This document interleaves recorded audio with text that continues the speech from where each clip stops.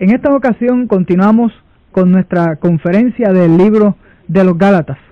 En el capítulo 6 de los Gálatas, los versículos del 8 en adelante. Porque el que siembra para su carne, de la carne segará corrupción, mas el que siembra para el Espíritu, del Espíritu segará vida eterna. No nos cansemos pues de hacer bien, porque a su tiempo segaremos, si no desmayamos.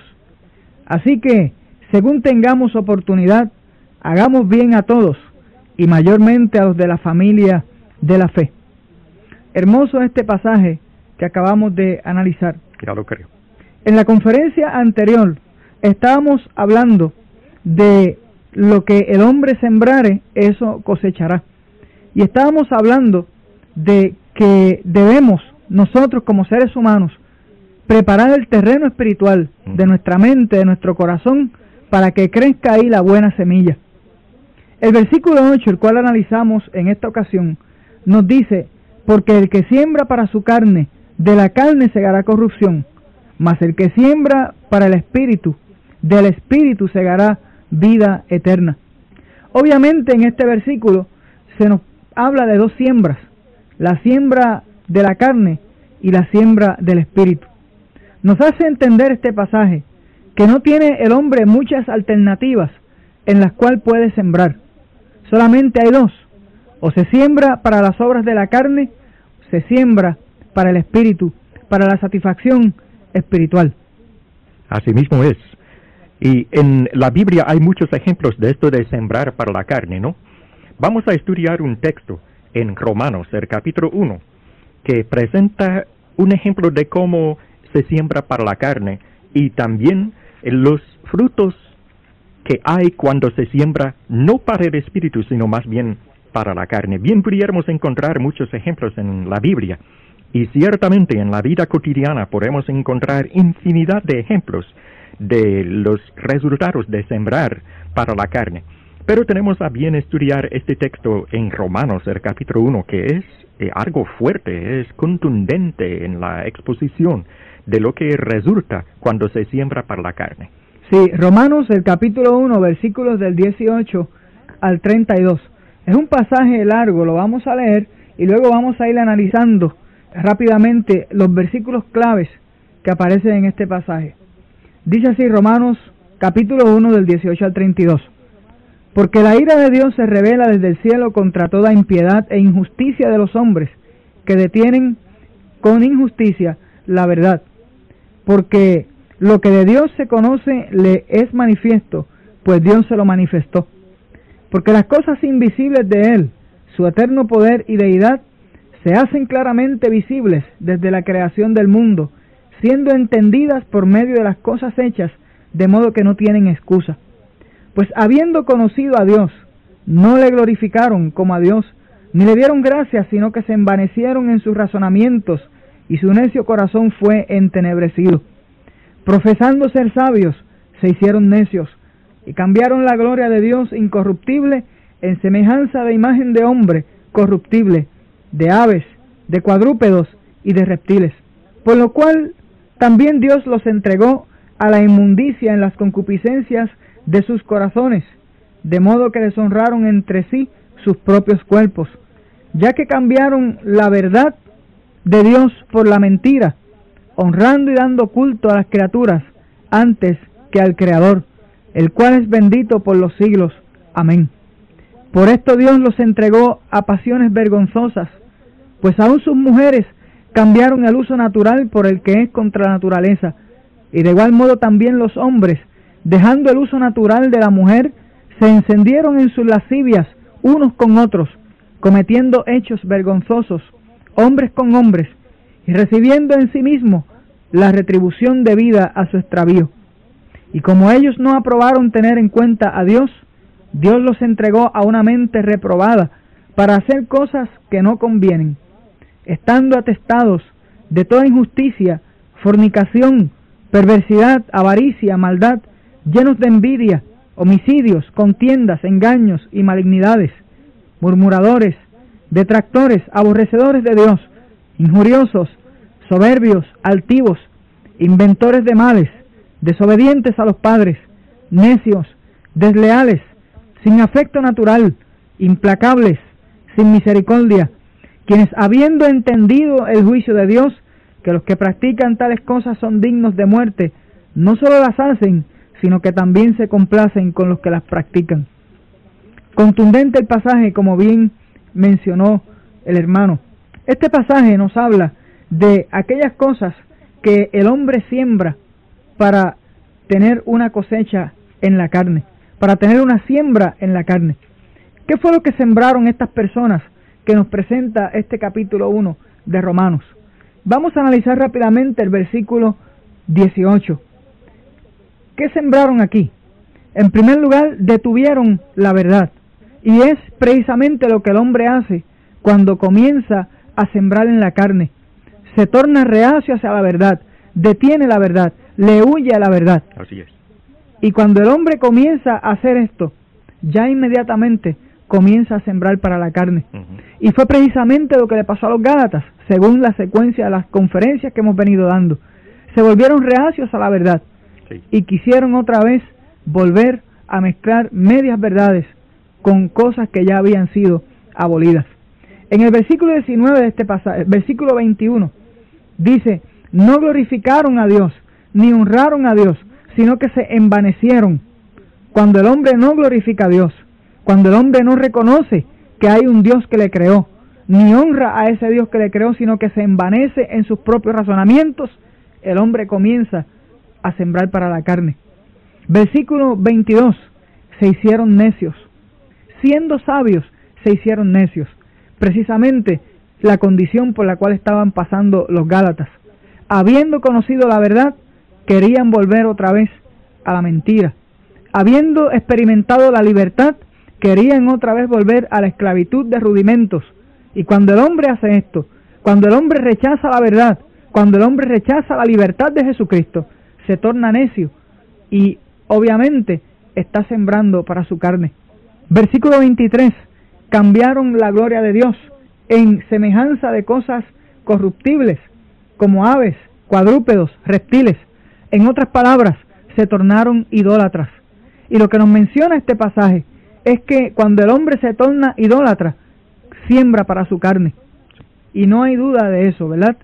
Cuando el hombre cambia la gloria de Dios y trata de ver la gloria de Dios en una figura, en un ave, en cualquier objeto, el hombre no está sembrando para el espíritu. El versículo 24 nos dice la consecuencia de estas actitudes, por lo cual también Dios los entregó a la inmundicia. Dios mismo los sentenció a la inmundicia. Ellos, por haber sembrado en la carne, recibieron una sentencia de Dios. Y a veces el hombre piensa que Dios es amor. El hombre piensa que como un Dios de amor va a destituir a unos seres humanos que simplemente son débiles. Pero debemos de entender que Dios es amor, pero también Dios es justo en sus juicios. Es fuego consumidor, también dice la Escritura. ¿Cierto, hermano? Así mismo es. Dios envía un espíritu de error a veces a personas que no aman la verdad, como dice Pablo a los de Tesalónica. Él dice que si no amamos la verdad, entonces bien podemos recibir un espíritu de error, que fue lo que le pasó en el caso de estas personas que Pablo describe en el capítulo 1 de Romanos. Es interesante observar, como usted ya lo ha hecho, que estas personas comenzaron bien, tenían conocimiento de Dios y tenían el conocimiento de la verdad también, pero de ahí resistieron la verdad, detuvieron la verdad y comenzaron a apartarse cada vez más, iban de mal en peor hasta caer en el estado de recibir de parte de Dios un espíritu de engaño. Es correcto. Y el versículo 24 dice que Dios los entregó a la inmundicia en las concupiscencias de sus corazones, de modo que deshonraron entre sí sus propios cuerpos.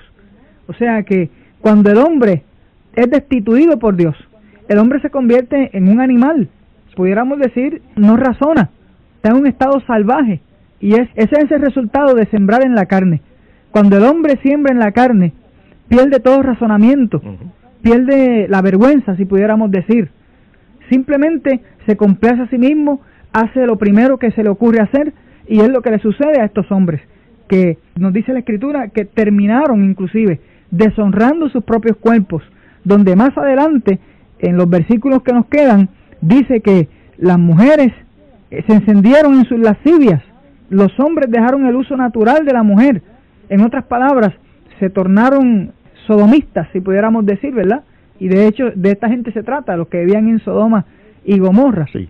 Y vemos cómo el sembrar en la carne hace que los hombres actúen. Cuando el hombre siembra en la carne, pierde la sensibilidad, como hemos dicho, pierde el discernimiento entre el bien y el mal, y definitivamente que va a recibir una sentencia de parte de Dios. Hermano, ¿qué le parece la última frase del versículo 27? Es algo interesante, dice, referente a esos pecados de la carne, la fornicación, el adulterio, dejar el uso natural del cuerpo, como lo expresa Pablo, dice, recibiendo en sí mismos la retribución debida a su extravío. ¿Qué será el significado de esa frase? Bueno, hermano, para analizar esto, tenemos que leer lo que dice el 26, que ya lo mencioné. Dice, ¿verdad?, que sus mujeres, pues aún sus mujeres cambiaron el uso natural por el que es contra naturaleza. Y de igual modo, los hombres, dejando el uso natural de la mujer, se encendieron en sus lascivias unos con otros, cometiendo hechos vergonzosos, hombres con hombres, y recibiendo en sí mismo la retribución debida a su extravío. Y esto a lo que se refiere es precisamente a la condición que estamos experimentando en nuestro mundo actual. Es la misma situación. El hombre abandona el uso natural, el propósito divino, y cuando eso sucede, viene sobre el hombre todo tipo de mal. Uno de esos males es el SIDA y las enfermedades venéreas que han venido azotando la sociedad, han venido azotando a la humanidad por causa del pecado. Y eso es precisamente de lo que nos habla aquí la Escritura. Estos hombres recibieron en sus cuerpos la retribución, o sea, el pago de su perdición, el pago de estos actos vergonzosos que hacían hombres con hombres, mujeres con mujeres. En otras palabras, de lo que nos habla la Biblia es de un grupo, de una sociedad que dejó nacer entre ellos una cosecha carnal que hoy en día conocemos en palabras más modernas como homosexualidad, lesbianismo o prostitución. Y entre ellos, debido a esto, recibieron lo que sembraron, la retribución, el pago de esos placeres a los cuales se dieron. En cumplimiento de lo que dice Gálatas 6:8, el que siembra para su carne, de la carne segará corrupción. Y es lo que se presenta en Romanos el capítulo 1. Hermano, leer Romanos el capítulo 1, ese texto se escribió casi 2000 años, pero leer ese texto es como leer un comentario sobre el día de hoy, la sociedad del día de hoy, ¿no cree? Es lo mismo, sí. Y es increíble, en verdad, muy acertado el pasaje para el tiempo moderno. Y lo interesante de este pasaje es que, como usted dice, se escribió hace más de 2000 años y sucedió hace mucho más de 2000 años, porque esto sucedió en Sodoma y Gomorra, ya en el Antiguo Testamento, antes de Cristo. Pero es interesante que cuando esto sucedió en Sodoma y Gomorra, Dios destruyó la ciudad, porque el pecado ya era intolerable ante la presencia de Dios. Hoy en día, esto está sucediendo también en nuestra sociedad, y me pregunto, ¿hasta qué nivel estará el pecado delante de los ojos de Dios?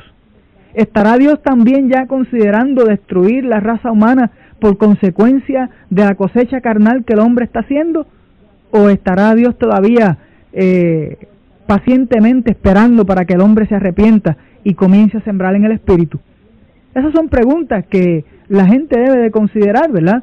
Porque muchas veces ya se ha advertido que Dios ha destruido el mundo por causa del pecado y de estas cosas, y el hombre sigue viviendo cada día en su desenfreno. Es interesante algo que sucedió en estos días. Vino un artículo en el periódico de un juez que tuvo que excusarse públicamente ante las cámaras de la televisión porque criticó a los homosexuales.